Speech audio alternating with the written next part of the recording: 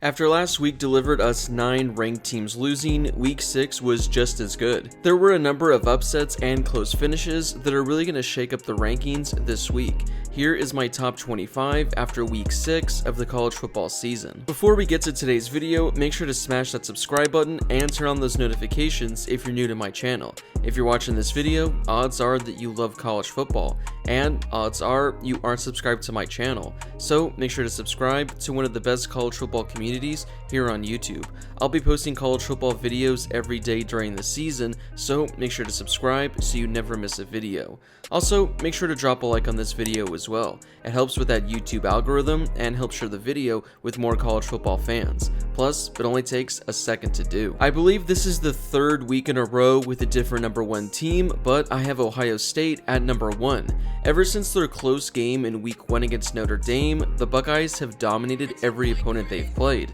This weekend was no different as they took down Michigan State 49-20. CJ Stroud had yet another fantastic performance as he threw for 360 yards with 6 passing touchdowns. This Ohio State team has looked unstoppable so far this season, and as of right now, I think they're the best overall team in the country. After a close win last week against Missouri, Georgia didn't waste any time against Auburn as they took them down 42-10. As a team, the Bulldogs rushed for 300 yards with 6 rushing touchdowns. The defense stepped up big time as they held Auburn to only 10 first downs and 250 yards of total offense. Last week wasn't pretty, but Georgia reminded us this week why they're still one of the best teams in the entire nation. Had it not been for a disastrous play call on the final play of the game, Alabama likely loses to Texas A&M, but they held on and beat the unranked Aggies by only 4 points. Bryce Young missed the game, so this was all Jalen Milroe. He threw for 100 yards with 3 passing touchdowns and added 80 yards on the ground. Although this was a close game, Alabama shot themselves in the foot numerous times. For the game, the Tide had 4 turnovers and had 2 missed field goals. So right there are 6 possessions that Alabama could have scored on. But props to A&M for hanging on and keeping this a competitive game, but man did Alabama almost have a brutal loss. Michigan took care of business once again as they defeated Indiana by 21 points and moved to 6-0 on the season. JJ McCarthy threw for 300 yards with 3 passing touchdowns, while Blake Corum added 125 yards on the ground with a rushing score. The offense looked solid, and the defense held Indiana to only 220 yards of total offense. For the game, they held them to only 19 rushing yards on 25 rushing attempts. Don't look now, but the Wolverines are in the playoff discussion once again. Clemson had an easy one as they took care of Boston College 31-3. DJ Uiagalelei threw for 220 yards with 3 passing touchdowns while leading the team with 70 yards on the ground. The defense was excellent as they held the Eagles to only 250 yards, including only 34 yards on the ground. After a somewhat down season by their standards in 2021, Clemson is back to being a playoff threat in 2022. Tennessee just keeps climbing as they picked up an impressive road victory over number 25 LSU. This was a game that the Vols dominated from start to finish as they won by 27 points.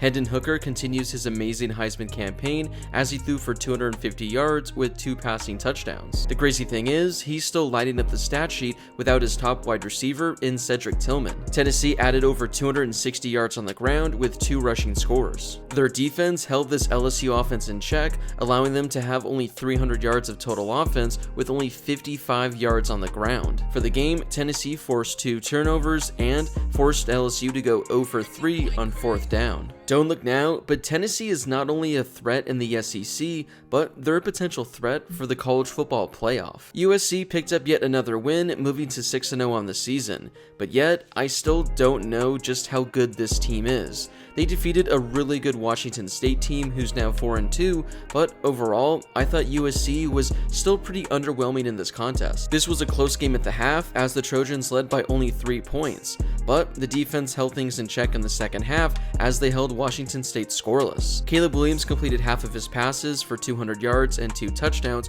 while Travis Dye added 150 yards on the ground with a rushing score. This USC team has impressed me in spurts this year. Their offense has looked good at times and their defense has looked really good at times, but as I mentioned, we have yet to see them defeat a top 25 team. Depending on where Utah is ranked this upcoming week, we may finally get to see them against a top 25 opponent. After a solid win last week, Oklahoma State responded with a 41-31 victory over Texas Tech.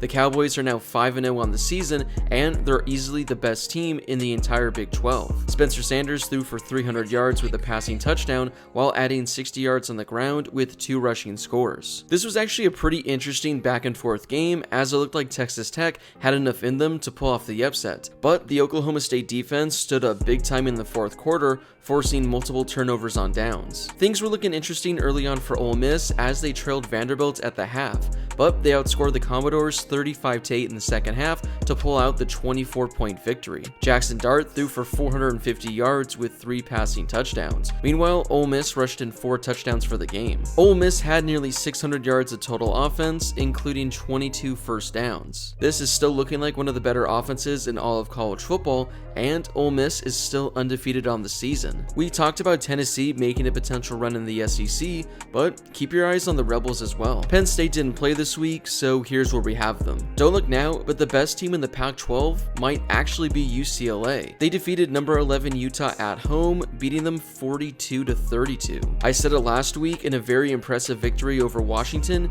but this UCLA team might actually be legit. Dorian Thompson-Robinson continues to climb up the Heisman rankings as he threw for 300 yards with 4 passing touchdowns while adding a touchdown on the ground as well. Zach Charbonnet is proving he's one of the better running backs in all of college football as he rushed for 200 yards with a rushing score. This is a UCLA offense that has looked pretty unstoppable the last 2 weeks as they've taken down 2 top 25 teams. Speaking of Oregon, they handled Arizona with ease as they defeated them by 27 points. I thought this was a game that Oregon could potentially be on upset watch as they normally struggle in Tucson, but they sure proved me wrong.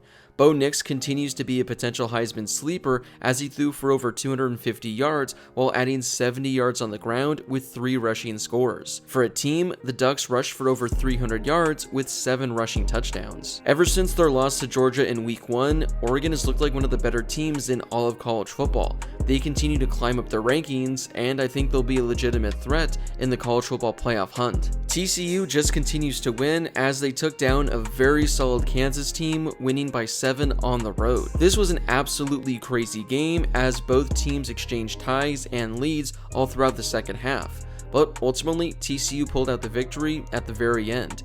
Max Duggan threw for over 300 yards with 3 passing touchdowns while adding 50 yards on the ground with a rushing score. Just like that, TCU is one of only 2 teams in the Big 12 that remain undefeated. They're also one of 3 teams in the Big 12 that are undefeated in conference play. Behind Oklahoma State, I would say TCU is the second best team in the Big 12 right now. This game wasn't pretty at all, but Kansas State won at Iowa State 10-9. This wasn't the prototypical Kansas State offense we've grown accustomed to this season, but their defense had by far their biggest showing of the season. They held the Cyclones to only 13 first downs, including 5 of 15 on third down. They held Iowa State to only 275 yards of total offense and less than 80 yards on the ground. Adrian Martinez still had a solid showing as he threw for 250 yards with a passing touchdown, while leading the Wildcats in rushing with 80 yards on the ground. Kansas State is now 5-1 on the season, and they're in first place in the entire Big 12 as they're the only team in the conference that's 3-0 in conference play. Wake Forest handled Army with ease as they defeated them by 35 points. Sam Hartman threw for 250 yards with a passing touchdown, while the Demon Deacons added 220 yards on the ground with 4 rushing scores. After their close loss against Clemson a few weeks back, the Demon Deacons have responded nicely and look like they're a legitimate threat in the ACC this season. This was a game in which NC State looked like they were easily going to lose. They trailed by 14 points entering the half, and it looked like they were going to allow a game-winning field goal at the very end. But luckily, a collapse from Florida State gave the Wolfpack the 2-point victory. I will give NC State props on their comeback, as they did overcome a 2-score deficit at the half. But still, this was an ugly game that honestly Florida State should have won,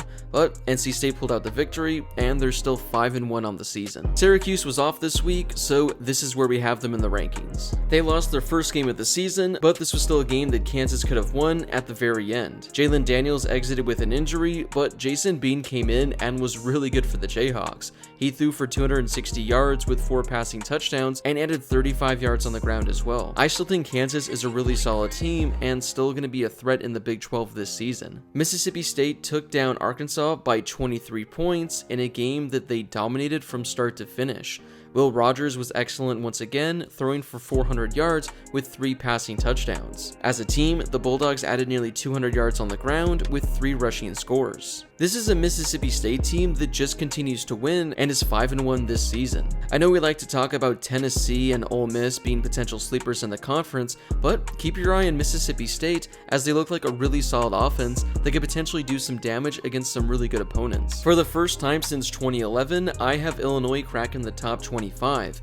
They won a very ugly game against Iowa, defeating the Hawkeyes 9-6. But Illinois is now 5-1 on the season, and they lead their division in the Big Ten. It's been a very solid season so far for the Fighting Illini, as their only loss is a 3-point loss on the road at Indiana. They've been probably the biggest surprise in the entire Big Ten, and I think they have a lot more wins ahead of them this season. Texas isn't back just yet, but what is showing they have this weekend as they defeated Oklahoma 49-0.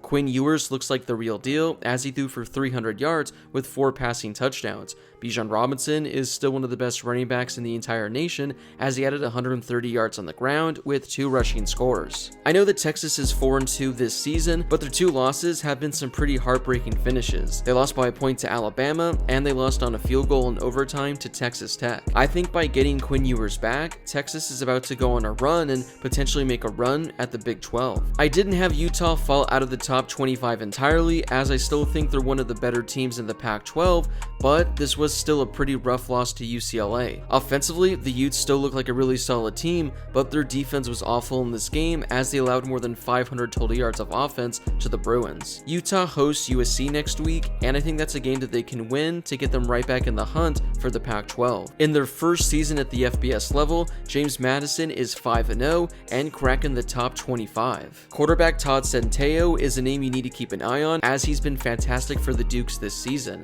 Against Arkansas State, he threw for 400 yards with 4 passing touchdowns. As a team, they rushed for over 200 yards with 2 rushing scores. The defense held the Red Wolves to only 11 first downs and 250 yards of total offense, including 20 yards on the ground on 27 attempts. It really is a stupid rule that James Madison can't compete in their conference title game or be in a bowl game this season, as they're proving they're one of the best teams in the entire group of 5. Cincinnati picked up their 5th straight victory, although it was a close win over a really bad South Florida team. Still, they're 5-1 on the season, and they're showing that they're still one of the better teams in all of the group of 5. They're 2-0 in conference play, and like I mentioned, they've won 5 straight games since their week 1 loss to Arkansas. It's been some time, but I have Notre Dame back in the top 25.